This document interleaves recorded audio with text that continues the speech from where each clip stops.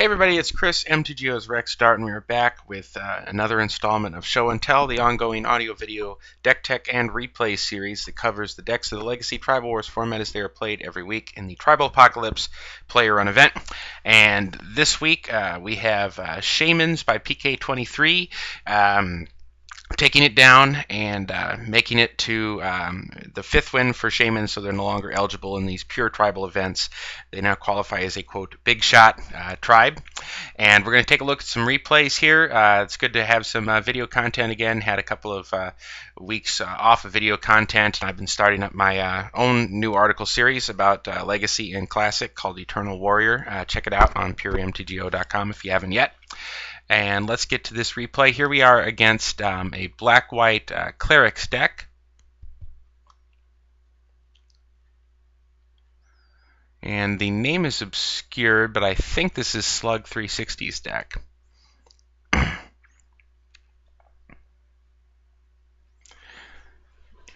And the black-white deck, I'll pause here for a second, is Clerics, black-white Clerics, of course, is popular Onslaught block tribal combination, and black-white Tokens has been a popular deck for the past several years, since the printing of Bitter Blossom at least.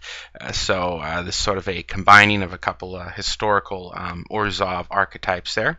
And Shamans, of course, you know very well at this point, are the supreme utility tribe and have been really tearing it up in these pure events this year.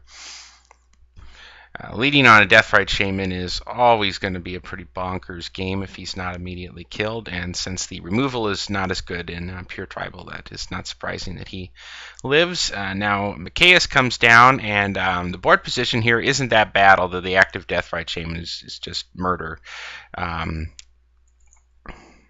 course, he has the Masked Admirers thing if he gets to the point where he needs to do that. But now here, he's going to mess up and lose his Mikaeus here because he goes ahead and blocks and uses the Benevolent Bodyguard just to avoid taking some extra damage. But that ends up being a rather poor follow-up as the Chain Lightning finishes off Mikaeus there, making the mana with the Deathrite Shaman. Mother of Runes coming down, and a Mortar Pod. Mortar Pod with nothing it can pick off right now. And pk23 is going to go ahead and Eternal Witness that Chain Lightning. You don't want Mother of Runes to be able to untap. And of course you don't. So the combination of utility and really good offense fueled by these Rage Forgers is what has really made Shamans a standout here. Now there's Sorin, Lord of Innistrad, coming down. Makes a lifelink vampire. Doesn't have quite the board, I guess, that he didn't want to take the emblem. Now,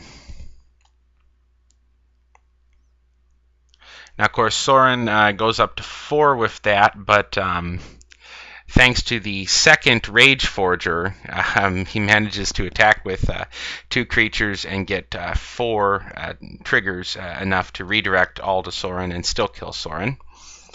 So pk23 drawn pretty well in this game. He had a nice opener.